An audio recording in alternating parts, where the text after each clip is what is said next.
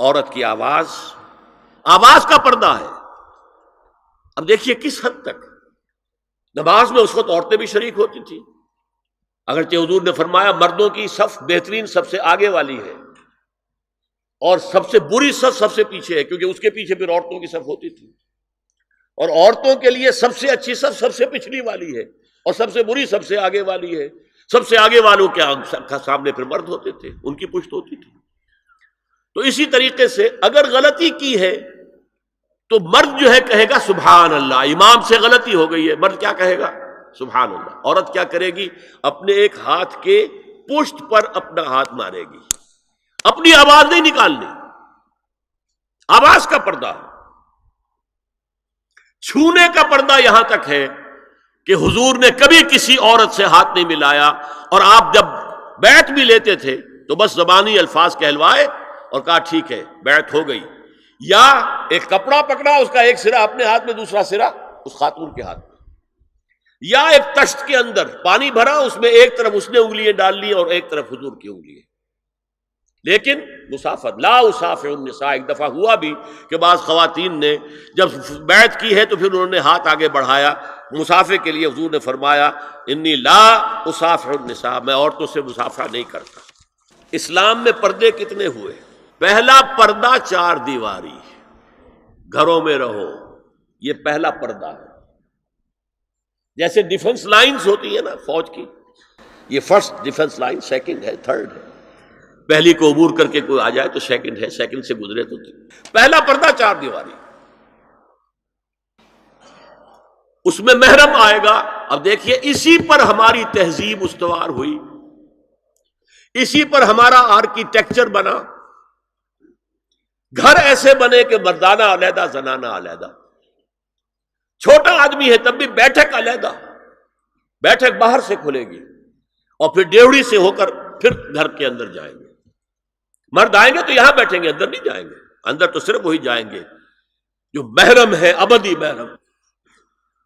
دوسرا پردہ ستر، گھر کے اندر جو محرم آ گئے ہیں ان کے سامنے چہرہ تو کھلے گا، باقی جسم کا کوئی حصہ بھائی بہن کا نہیں دیکھ سکتا، اور باپ بیٹی کا نہیں دیکھ سکتا، بیٹا ماں کا نہیں دیکھ سکتا۔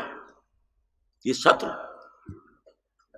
عورت پوری کی پوری عورت ہے۔ عورت کہتی ہے چھپانے کی چیز کو، عورات النساء، عورتوں کی چھپی ہوئی چیزیں جن پر ظاہر نہیں ہوئی، لم یظہروا علی عورات النساء، ابھی تک ہم نے لفظ پڑھایا ابھی۔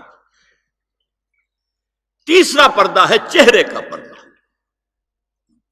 یہ ہے غیر محرموں سے، اور جب کہ گھر سے باہر نکلنا ہو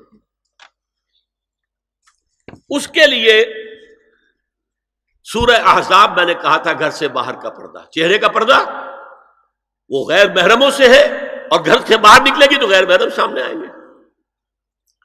یا ایھا النبی قل لازواجک وبناتک ونساء المؤمنین یدنین علیہن من جلابیبہن ذالک ادنی ان یعرفن فلا یؤذین وکان اللہ غفورا رحیما۔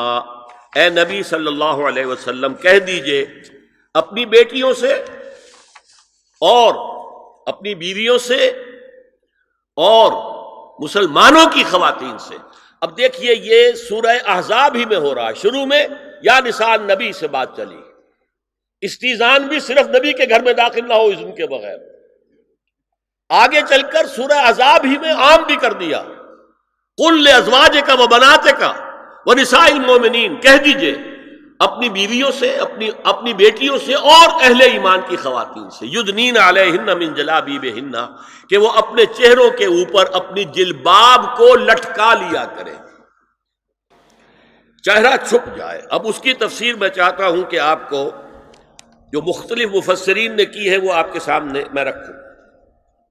حضرت عبداللہ ابن عباس نے اس آیت کی جو وضاحت فرمائی ہے اسے حافظ ابن کثیر نے اپنی تفسیر میں اس طرح نقل کیا ہے، اللہ نے مسلمان عورتوں کو حکم دیا ہے کہ جب وہ کسی کام کے لیے گھروں سے نکلیں تو اپنی چادروں کے پلو اوپر سے ڈال کر اپنا منہ چھپا لیں اور صرف ایک آنکھ کھلی رکھیں، دونوں آنکھیں بھی غلط ہیں۔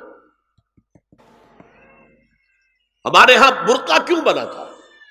دیکھیے چادر میں عورت لپٹی ہوگی، اس کا ہاتھ جو ہے اس چادر کو سنبھالنے میں آکوپائی ہو جائے گا. برقع ضرورت کی ایجاد ہے جو ہوا ہے، اور اس کے آگے آپ کو معلوم ہے پچھلے برقعوں میں جالیاں لگی ہوتی تھی کہ نگاہوں سے بھی براہ راست سامنا نہ ہو. اور یہ میں نے اپنی آنکھوں سے دیکھا. انقلاب ایران کے بعد جو حاجی آئے ایران سے، ان کو جو میں نے دیکھا ہے، اس طرح چادر میں ملبوس عورتیں ہوتی تھی، لمبی سی چادر، ایک ہاتھ سے اس کو اس طرح پکڑا ہوا ہے اور صرف ایک آنکھ کھلی ہے، دوسری نہیں. میں نے شروع میں کہا تھا ہمارے نزدیک اسلام دین ہے، صرف مذہب نہیں. اسلام قرآن اور سنت دونوں پر مبنی ہے، صرف قرآن پر نہیں.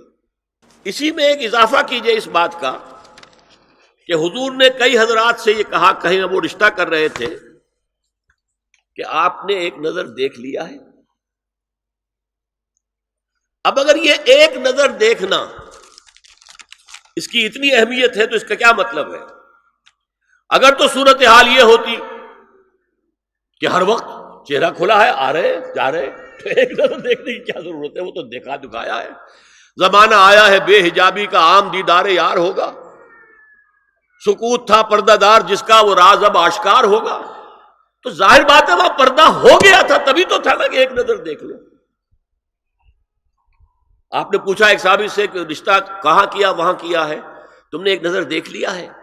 اس خاندان کی آنکھوں میں کچھ نقص ہوتا ہے، دیکھ لو. بس ایک نظر دیکھنا ہے، اس کی اجازت. تو یہ اجازت ہونا اس کا خود ثبوت ہے کہ عام حالات میں عورت جو ہے وہ دکھائی نہیں دیتی تھی، بلکہ وہ پردے میں رہتی تھی. مسلمان جدید تعلیم یافتہ دانشوروں کی منافقت، وہ کہتے ہیں یہ پردہ وردہ سب مولویوں کی ایجاد ہے. کبھی کہہ دیتے ہیں یہ تو ہندوستان میں راجپوتوں کا پردہ ہوتا تھا تو مسلمانوں نے یہاں یہ پردہ ایجاد کر لیا. میں نے دیکھا ہے عرب کی بدو خواتین کو مکے سے مدینے جاتے ہوئے نظر آتی ہیں. ایک خاتون اونٹ کی پوری قطار لے کر جا رہی ہے، ہاتھ میں لاٹھی ہے، پورا مکمل پردہ، چہرہ چھپا ہوا، آنکھوں کے اوپر بھی کوئی انہوں نے وہ حجاب سا بنایا ہوتا ہے خاص چھجا سا، اور ہاتھوں میں دستانے، پاؤں میں جرابیں.